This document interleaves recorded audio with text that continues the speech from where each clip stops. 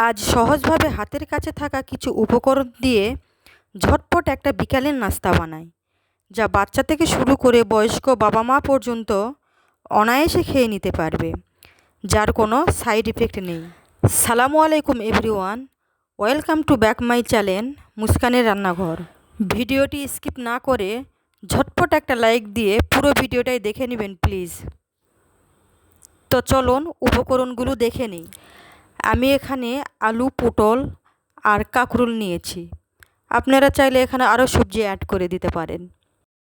আর আলুগুলো এভাবে একটু মোটা মোটা করে কুচি করে কেটে নিয়েছি। তার সাথে পটল আর কাঁকরোলও কুচি করে কেটে নিয়েছি। তারপরে হচ্ছে এইগুলো ভালো করে ধুয়ে পানি ঝরিয়ে নেব। একটি কড়াইয়ে 1 টেবিল চামচ রান্নার রেগুলার তেল দিয়ে দিব, আর তার সাথে দিয়ে দিব বড় সাইজ একটি পেঁয়াজ কুচি।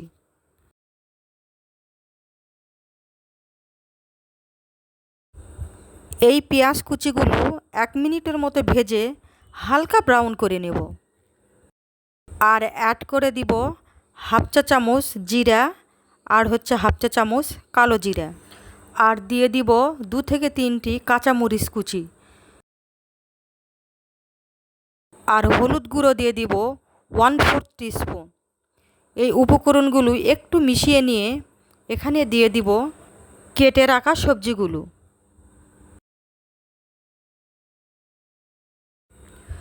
ওই পর্যায়ে স্বাদমতো লবণ দিয়ে উপকরণগুলো ভালো করে মিশিয়ে। আর এখানে আপনারা পছন্দ মতো সবজি ব্যবহার করতে পারেন, যেমন গাজর, বরবটি, ক্যাপসিকাম। এই ধরনের সবজি যদি আপনাদের হাতের কাছে থাকে দিয়ে দিতে পারবেন। এই সবজিগুলো ভালো করে মেশানো হয়ে গেলে সামান্য পরিমাণ পানি দিয়ে দিব। ঢাকনা দিয়ে ঢেকে মিডিয়াম টু লো আঁচে রান্না করে নিব পানি শুকিয়ে না আসা পর্যন্ত। এবার ঢাকনাটি তুলে সবজিগুলো ভালো করে ভেজে নিব যতক্ষণ না সবজিগুলো সিদ্ধ হয়ে না আসছে। তো দেখুন আমার সবজিগুলো সিদ্ধ হয়ে এসেছে। এবার কড়াইয়ের মাঝামাঝি একটু ফাঁকা করে নিব, আর তাতে দিয়ে দিব একটি ডিম। তো দেখুন এই ডিম আমি সবজিগুলোর সাথে কিভাবে মিশিয়ে নিচ্ছি।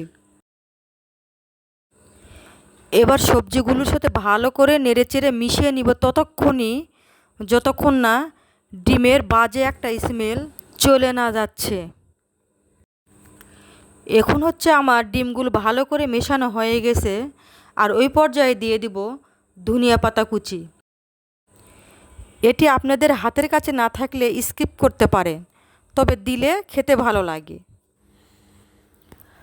তো দেখুন আমার নাস্তার জন্য পুরটি রেডি হয়ে গেছে। এবার একটা বাটিতে তুলে ঠান্ডা করে নেব। এবার দেখুন এই সবজিগুলো কতটা লোভনীয় হয়েছে।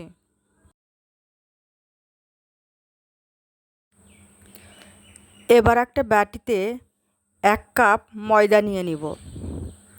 তাতে দিয়ে দিব স্বাদমতো লবণ আর 1 চা চামচ সাদা তেল। এবার তেলগুলো ময়দার সাথে ভালো করে ময়ান দিয়ে নেব।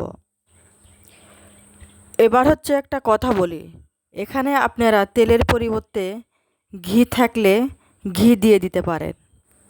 ময়দাগুলো আমার ময়ান করা হয়ে গেছে।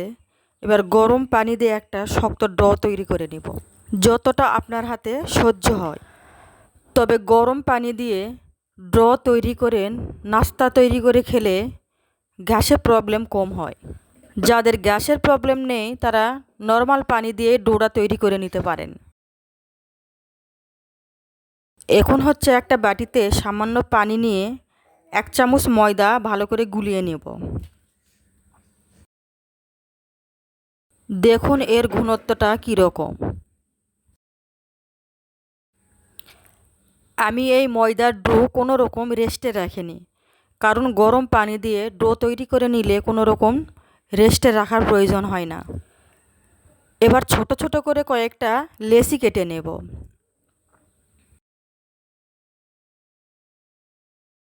তো আমার লেচি কাটা হয়ে গেছে। এবার সাইডে রেখে নাস্তাগুলো তৈরি করে নেব। এবার পাতলা রুটির মতো করে বেলে নিব। আর হচ্ছে এই রুটিগুলো একটু লম্বা করে বেলে নেব।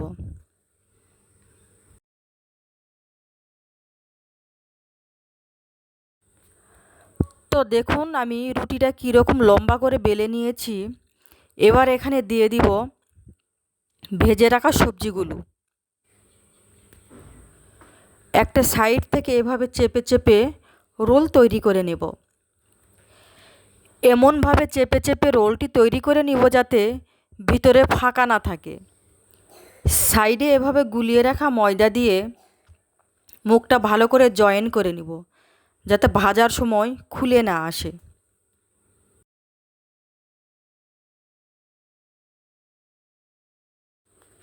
এবার উপর দিয়ে একটু ময়দা লাগিয়ে নিয়ে নাস্তাটি তৈরি করে নেব।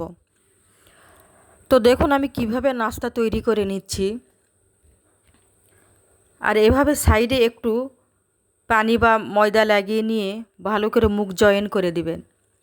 দেখুন আমার নাস্তাটি তৈরি হয়ে গেছে।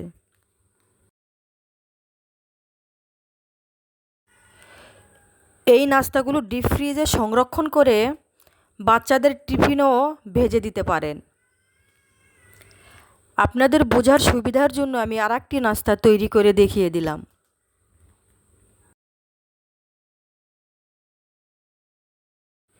তো দেখুন আমি এইভাবে সব নাস্তাগুলো তৈরি করে নিয়েছি। এখন ভেজে নেব।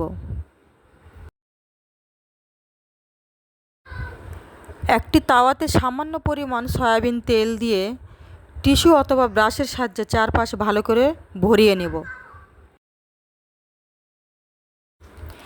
এবার নাস্তাগুলো দিয়ে এপাশ ওপাশ করে ভালো করে ভেজে নেব। আপনারা চাইলে এই নাস্তাগুলো ডুবো তেলেই ভেজে নিতে পারেন, তবে এই নাস্তাটি আমি তেল ছাড়াই মুচমুচে করে ভেজে নিয়েছি। আর সাইডগুলো দেখেন আমি কিভাবে ভেজে নিচ্ছি। এই নাস্তাগুলোর চারপাশ ভেজে নেওয়া হয়ে গেলে সামান্য একটু ঘি দিয়ে আরও মুচমুচে করে ভেজে নেব। যারা ঘি খেতে পছন্দ করেন না তারা স্কিপ করতে পারেন, তবে এইভাবে উল্টে পাল্টে নাস্তাগুলো ভালো করে মুচমুচে করে ভেজে নিতে পারবেন। যাদের একেবারেই তেল খাওয়া হয় না তাদের কথা মাথায় রেখে আজ আমি এই নাস্তাটি তৈরি করেছি। তারা চাইলে এভাবে নাস্তাটি তৈরি করে খেতে পারবে। আবার যারা মেসে থাকেন এই ধরনের ব্যাচেলার ভাই বোনেরাও খুব সহজে এই নাস্তাটি তৈরি করে খেতে পারবেন। আমার এই সহজভাবে তৈরি নাস্তাটি যদি আপনাদের কাছে ভালো লাগে তাহলে একটা লাইক দিয়ে কমেন্ট করে জানাবেন। আর ফ্রেন্ডস অ্যান্ড ফ্যামিলিদের মাঝে বেশি বেশি শেয়ার করে দিবেন। আর চ্যানেলটি সাবস্ক্রাইব করে বেল আইকনটি প্রেস করে রাখবেন যাতে এরকম সহজ আর নতুন নতুন রেসিপি আপনাদের মাঝে সবার আগে পৌঁছে যায়। Thanks for all viewers. আল্লাহ হাফেজ।